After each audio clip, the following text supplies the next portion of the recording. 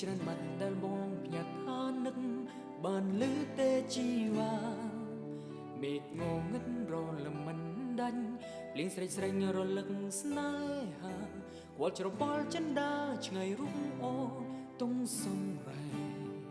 ចិនវល់វល់ស្លងស្លុំគង់ថ្ងៃក៏ដូចជាយប់ហើយសែនធំធំដោយមានអ្វីខ្ចង់ដង្ហើអោយខ្វល់តែអើយភពចិត្តនៅតែរាំងសា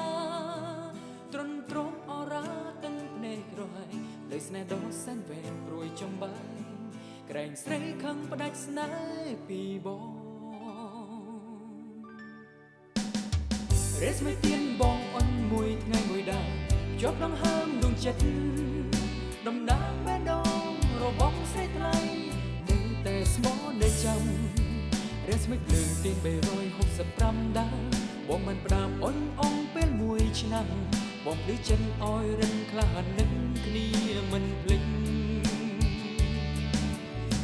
រេសមិនភ្លើងទៀនដែលភ្លឺគ្រប់ដើមជួយជាកំឡើងចិត្តថាអូននៅកិនអានិនទ្រង់បងចាំកុំអោយភ្លេងក្ដីស្មោះនៃអូនគឺឋានសុខសាន្តនៃបងជូនពរអោយអូនរីងរាយជានិច្ចសូមអោយយើង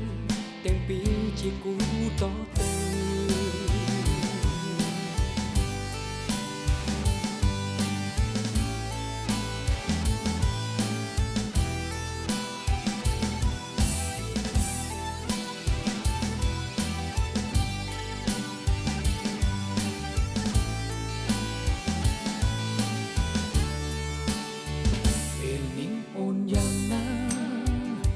សុំទុំយ៉ាងណា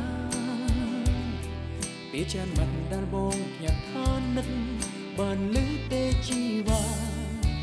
មេឃងងឹតរលមិនដាច់លៀងស្រេកស្នែងរលឹកស្នេហាវល់ច្របល់ចិនដាឆ្ងាយរូបអូន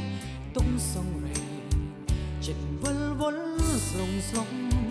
ទុំថ្ងៃក៏ដូចជាយប់ហើយសែនធំធំដូចមានអ្វីខ្ចង់ដង្ហើអោយខ្វល់តែអើយភពចិត្តនៅតែរាំងសាត្រន់ទ្រមអរាទាំងភ្នែកក្រហាយលេស្នេហ៍ដ៏សែនវែងព្រួយចំបែកក្រែងស្រីខឹងផ្ដាច់ស្នេហ៍ពីបង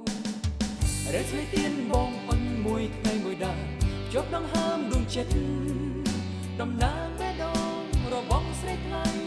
នៅតែស្មោះនៅចាំរេសមិនភ្លើងទៀន365ដើមបងបានផ្ដាំអុចអងពេលមួយឆ្នាំបងភ្លឺចិនអោយរិនក្លានឹកគ្នាមិនភ្លេចរេសមិនភ្លើងទៀនដែលភ្លឺគ្រប់ដើម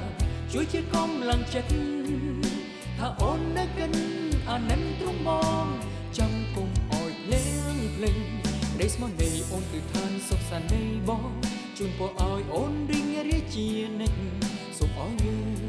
ទាំងពីរជាគូតទៅសូមអោយយើងទាំងពីរជាគូត